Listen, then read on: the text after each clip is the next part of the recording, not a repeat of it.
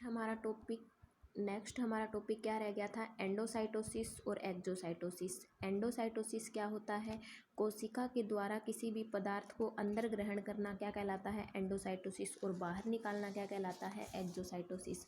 तो एंडोसाइटोसिस के मैंने दो टाइप बताए थे, कोशिका पायन और भक्षकाणु क्रिया या कोशिकासन। तो कोशिका पायन क्या होता है, कोशिका पायन को इंग्लिश में बोलते हैं पिनोसाइटोसिस। तो इस जो ये शब्द है कोशिका पायन, इसकी सब खोज किसने की, लेविस ने की, ठीक है। और इस शब्द के अनुसार कोशिका द्वारा तरल पदार्थों के सक्रिय रूप से अंतःग्रहण की क्रिया को कोशिका पायन या पिनोसाइटोसिस कहते हैं। मतलब जब कोशिका के द्वारा ग्रहण किया जाने वाला पदार्थ तरल होता है तो वह क्रिया क्या कहलाती है, कोशिका पायन या पिनोसाइटोसिस। और अगर कोशिका के द्वारा ग्रहण किया जाने वाला पदार्थ ठोस होता है तो इसको क्या बोलते हैं, भक्षकाणु क्रिया या कोशिकासन बोलते हैं, ठीक है। और वह तरल पदार्थ जिसको कोशिका ग्रहण करती है उस तरल पदार्थ को क्या बोलते हैं, पिनोसोम बोलते हैं, ठीक है। और वह ठोस पदार्थ जिसको कोशिका ग्रहण करती है उस ठोस पदार्थ को क्या बोलते हैं, फेगोसोम बोलते हैं। तो इसकी थ्योरी देखो, लेविस द्वारा इस शब्द का गठन किया गया। इस शब्द के अनुसार कोशिका द्वारा तरल पदार्थों के सक्रिय रूप से अंतःग्रहण को कोशिका पायन या पिनोसाइटोसिस कहते हैं। इस प्रक्रिया में जीवद्रव्य कला अंतर्वलित होकर पदार्थ को भीतर की ओर अग्रेसित करती है, जो शीघ्र ही कला से छिटककर कोशिका द्रव्य में स्वतंत्र रूप से प्लावित होने लगते हैं।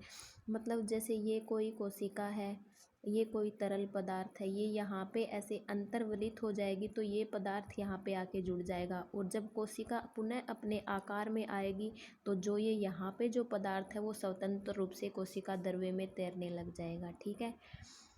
शीघ्र ही कला से छिटककर कोशिका द्रव्य में स्वतंत्र कणों के रूप में प्लावित होने लगते हैं, इन्हें पिनोसोम्स कहते हैं। मतलब जो ये तरल पदार्थ है जिसको कोशिका ने ग्रहण किया है, इस तरल पदार्थ को क्या बोलेंगे, पिनोसोम्स बोलेंगे।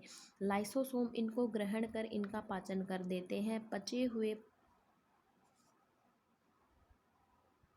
हुए पदार्थ पुनः कोशिका द्रव्य में विसरित होते हैं। मतलब कोशिका के अंदर प्रवेश करने के बाद इन अणुओं का पाचन कौन करता है, लाइसोसोम करता है, और पचे हुए पदार्थों को पुनः कोशिका द्रव्य में विसरित कर देता है। नेक्स्ट है भक्षकाणु क्रिया या कोशिकासन। फेगोसाइटोसिस शब्द का गठन मेटचिनकोफ द्वारा किया गया, ठीक है। कोशिका द्वारा जीवद्रव्य कला की सहायता से ठोस कणों के अंतःग्रहण की क्रिया को क्या बोलते हैं, भक्षकाणु क्रिया बोलते हैं, ठीक है। मतलब जब ग्रहण किया गया पदार्थ तरल होता है तो इस क्रिया को कोशिका पयन बोलते हैं, और जब ग्रहण किया जाने वाला पदार्थ ठोस होता है तो इसको बोलते हैं भक्षकाणु क्रिया। और वह ठोस पदार्थ जिसको कोशिका ग्रहण करती है उस ठोस पदार्थ को क्या बोलते हैं, फेगोसोम्स बोलते हैं। इन्हें लाइसोसोम ग्रहण कर पचा लेते हैं। जैसे तरल पदार्थों को कौन पचाता है, लाइसोसोम पचाता है, वैसे इन ठोस पदार्थों का पाचन भी कौन करता है, लाइसोसोम करता है। पचे हुए पदार्थ कोशिका द्रव्य में विसरित कर देता है। मतलब लाइसोसोम इन कणों को पचाकर और कहाँ विसरित कर देता है, कोशिका द्रव्य में विसरित कर देता है। जबकि अपचित पदार्थ जीवद्रव्य कला से बाहर निकाल दिए जाते हैं, किसकी सहायता से, एक्सोसाइटोसिस या कोशिका वमन की सहायता से। तो दूसरा जो था हमारा वो था एक्सोसाइटोसिस या कोशिका वमन। जीवद्रव्य कला द्वारा अपचित पदार्थों, हार्मोन्स, कोशिका भित्ति के निर्माणकारी पदार्थ व अन्य स्रावी पदार्थों को कोशिका से बाहर निकालने की क्रिया को क्या बोलते हैं, एक्सोसाइटोसिस बोलते हैं। स्रावी कोशिकाओं की जीवद्रव्य कलाओं द्वारा यह क्रिया व्यापक रूप से की जाती है। ये थे सेल मेम्ब्रेन के कार्य जो पूरे हो गए। नेक्स्ट टॉपिक है इसमें हमारा माइटोकॉन्ड्रिया।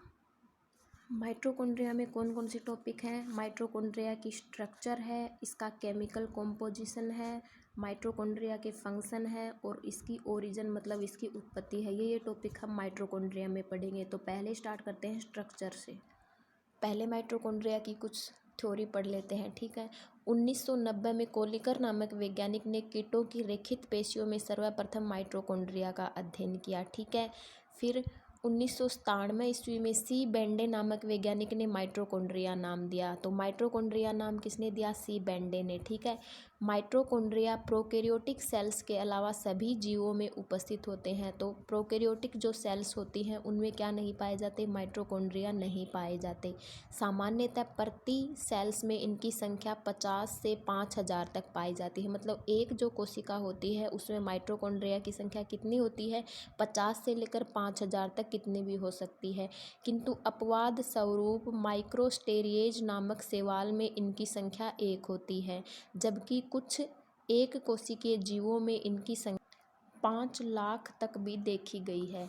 इसका आकार कैसा होता है, माइटोकॉन्ड्रिया का आकार सामान्यतः छड़ाकार या धागेनुमा होता है, ठीक है। और माइटोकॉन्ड्रिया की जो स्ट्रक्चर है वो किसने दी थी, पेलेड व जोस्ट्रेन नामक वैज्ञानिक ने। तो देखो माइटोकॉन्ड्रिया की जो स्ट्रक्चर होती है उसमें कौन कौन से पार्ट पाए जाते हैं। माइटोकॉन्ड्रिया क्या होता है, दोहरी कला युक्त कोशिकांग होता है। तो मतलब इसमें 2 लेयर पाई जाती हैं, आउटर मेम्ब्रेन और इनर मेम्ब्रेन। बाहर की जो लेयर होती है उसको बोलते हैं आउटर मेम्ब्रेन, और जो उसके अंदर जो लेयर होती है उसको बोलते हैं इनर मेम्ब्रेन। आउटर मेम्ब्रेन और इनर मेम्ब्रेन के बीच में जो स्पेस पाया जाता है उसको क्या बोलते हैं, पेरी माइटोकॉन्ड्रियल स्पेस बोलते हैं, ठीक है। और माइटोकॉन्ड्रिया में क्या क्या पाए जाते हैं, इनर मेम्ब्रेन के ऊपर क्रिस्टी के कण पाए जाते हैं, ठीक है। मैट्रिक्स पाया जाता है, मतलब माइटोकॉन्ड्रिया के अंदर जो जीवद्रव्य पाया जाता है उसको क्या बोलते हैं, मैट्रिक्स बोलते हैं। और माइटोकॉन्ड्रिया में 70S प्रकार के राइबोसोम पाए जाते हैं, और एटीपी सिंथेटेज एंजाइम भी माइटोकॉन्ड्रिया में पाए जाते हैं। नेक्स्ट, इन सभी की जो थ्योरी है वो डिटेल में हम अगले वीडियो में पढ़ेंगे, ठीक है।